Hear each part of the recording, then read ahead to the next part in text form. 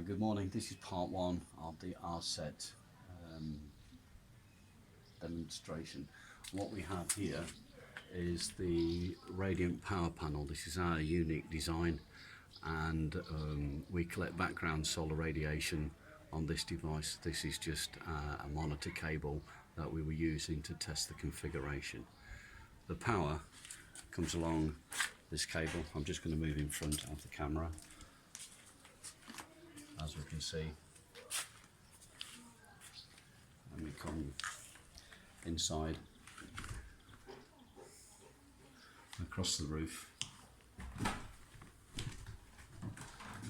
As we can see, I'm following the cable down, and I will disconnect from here. Here is the cable, and we'll come over the top. And that goes into part two of the demonstration, which then goes in to the light bridge. Thank you very much.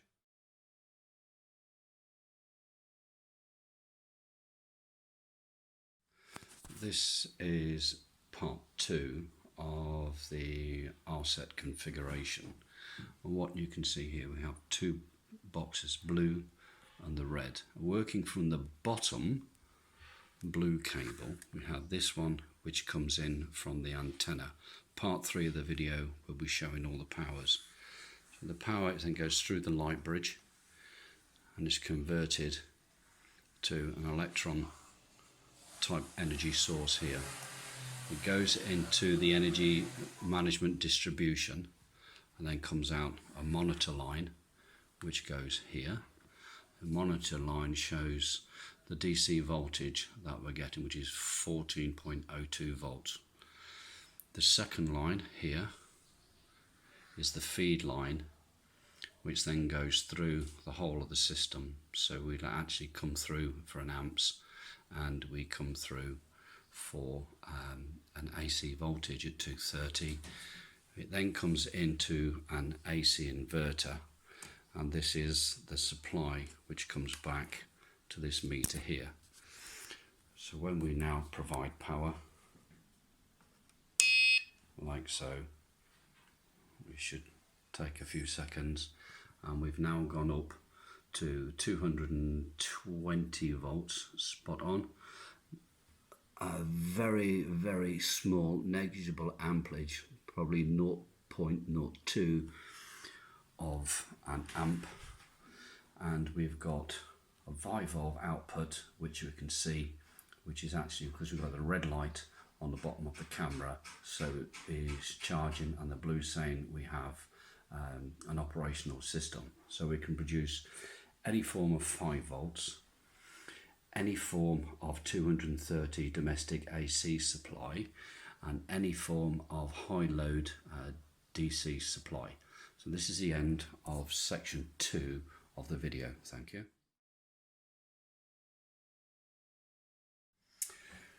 Good morning, this is part 3 of the RSET presentation. We're now going to discuss the collection device. Now this is currently a commercial solar unit, and it will output 5 volts at about 200 milliamps. And this is our technology. Obviously it's face down to protect our IPR, and it has equivalent output of 44 volts. So we're like a factor of 8 greater, and as we can see over here, this is like 60 centimeters versus ours is at 30 centimeters, but our density of this is really maybe 1/3 of the size when we have a production device. So this one as a real size at this density on here would produce in excess of 120 volts. What we then done, we take this and we've built into a complex serial parallel configuration where we get a presentation of approximately 100 volts, so give or take 10 volts depending on the ambient air and weather conditions. That is the end of section 3. Thank you. Right, this is just for the proving that the torque is available. So we've now got the voltage on there. We're drawing 15 volts at 0 amps. We know the system is quite capable of pulling 10 amps, and Somebody recently asked me, well, you can spin a motor, but is there any torque on it? So the only way to put a torque on it is to, I'll tell you what, it does help if you actually plug it in. Right.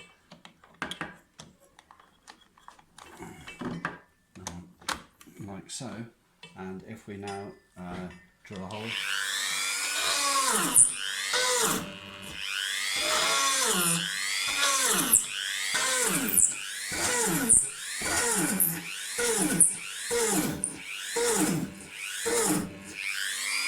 Or we drilled a few holes.